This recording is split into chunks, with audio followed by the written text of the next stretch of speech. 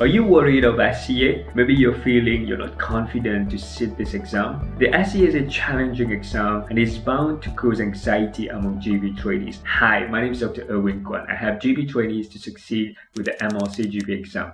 Would you like to know what separates confident GP registrars who are able to manage complex and challenging cases compared to those who struggle and are failing the MRC GP exam? In this video, you learn what high scorers are doing differently so that you can enhance your communication skills and score higher. Let's dive into the first strategy. This is meta-communication. Communication about the thing that we're going to communicate itself. So talking about the thing that you're going to talk. It is a very powerful concept that you can start using. Let me give you an example. You've got Mr. Smith who's presenting with knee pain, and you can see that the patient is morbidly obese from the record, and this is something that you know is going to affect their pain, and you want to discuss about the knee pain. If you discuss the knee pain without using metacommunication, so if you just say to the patient, you need to lose weight, the patient would not receive it very well, and they'll probably have a guard on, and it's going to be very difficult to carry on the consultation. However, if you use metacommunication,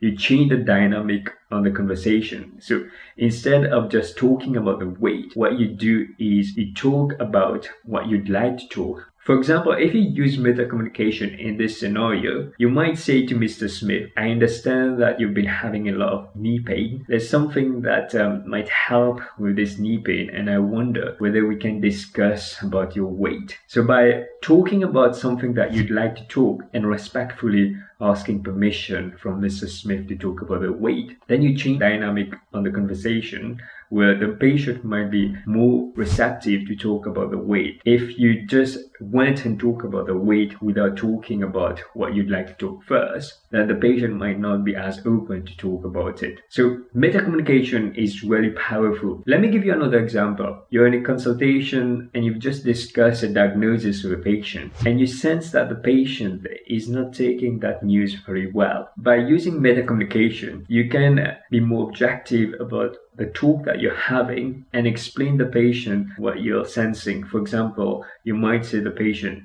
I sense that the discussion we're having is overwhelming you. Is there anything that I can do to help you understand what we're talking? By talking about the talk that you're having, you're going to be able to have this difficult conversation with the patient and manage complexity in your road race. The second strategy is signposting. When you're driving on a road, you might find a signpost for the next exit or direction where you need to go. Similarly, in consultation, when you signpost your consultation where you're going to discuss the next thing, then it's going to help the patient to anticipate what you're going to talk about, and it also helps the examiner for the SCA when you're organizing your thoughts and signposting ahead of time, or signposting what you have already discussed with the patient. If you don't signpost, then the patient might be thinking, why is this doctor asking me about bowel incontinence when I'm presenting with back pain? So when you're signposting, you're helping the patient to anticipate the question and understand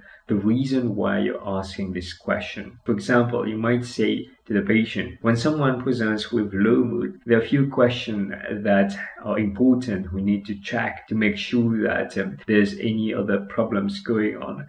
May I check whether sometimes you feel like life is not worth living? Have you had any thoughts of ending your life or harming yourself or harming others? So these are questions that you want to signpost before asking them, and you need to give the patient time to process the question and answer before you ask the next. Don't ask one after the other. So give the patient time and then ask the next question. Let's say you've got a patient who presents with sleeping issues and requests for sleeping tablets. So the patient tells you, I'd like to have some sleeping tablets. It's had before. You can say to the patient, I understand that you like sleeping tablets. We can talk about this shortly, but let's come back to the problem with the sleep. Tell me what's been going on with your sleep. So you see how you can signpost that you will address the sleeping tablets, but you want to talk about this sleeping issue first to understand what's going on. So you can signpost what you're going to talk about, or you can say to a patient who's worried about a problem, for example, they're worried about chronic fatigue syndrome. You can say, We can talk about chronic fatigue syndrome in a moment. Let me ask you about this tiredness that you've been having. By signposting that you're going to discuss this, then the patient understands that we are going to come to that point. But let's talk about this first. A common pitfall among registrars who do poorly for the exam is that they don't return back to what they said they're going to talk about. Let's watch an extract of a consultation and you will see where the doctor is signposting to the patient. I appreciate it can be very difficult to have this feeling that now you're not getting much help. And that's why we're here. So I'm glad that I'm able to speak with you. Tell me then, with this problem that you're getting, sometimes when people feel life is not worth living, they feel like they want to end their life. Have you had any thoughts like that? No, nothing about ending my life. It's against God's law, but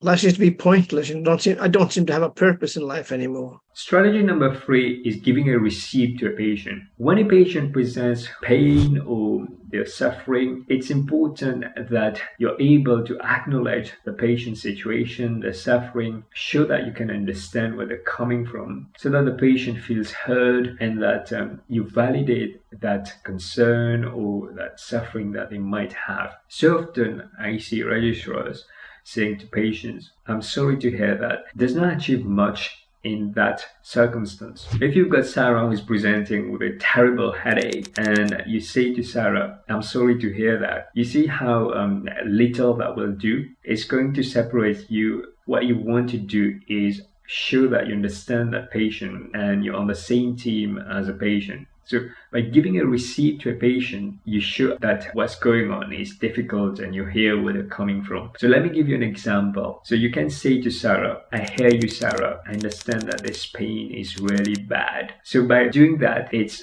going to help you to build rapport with your patient. Let me give you another example. You've got a patient who had a miscarriage and she's telling you, "I'm crying all the time, doctor." So you can give a receipt to that patient by showing that you understand where they're coming from and you understand that this is painful. So you could say, "I understand that this must be really difficult, Mary. I can only imagine what you're going through. And it is natural for people to feel very low and sad after a loss." So you see how this will help you to build rapport with your patient because you're showing that you understand the patient, the different types of receipt that you can give. So this is a receipt that you're giving to a patient to acknowledge what's going on and validate their emotion. But you can also use a turning receipt. A turning receipt will help you to steer the conversation in a different direction. For example, let's say you've got a patient who's telling you about their back pain and then they go off a tangent telling you about problem with their mom. So by using a turning receipt, you can steer the conversation back to where you want to focus it. So you might have a case where you have multiple problems, and if you actually prioritize to the problem that you want to deal with, then you can use a receipt to steer the conversation back on track. For example, you can say, "I understand it can be difficult as a carer for your mom, and this is definitely something that we can discuss shortly. But let's come back to this back pain that you're presenting. Tell me, how did this come about?" So you see how you're steering back the conversation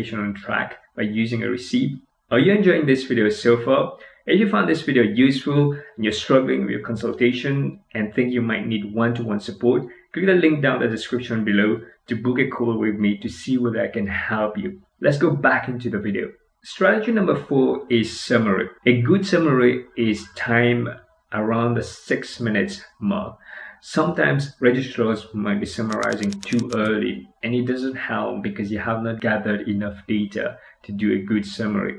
A problem that I've observed is a lot of registrars are summarizing, but the summary is not summarized. So telling the whole story, and it's not really useful because you don't have much time for the exam and you want to keep your summary succinct. So a good summary is very succinct. You tell the patient what has been happening from your understanding and give the patient an opportunity to add anything else if they'd like to, and also to clarify.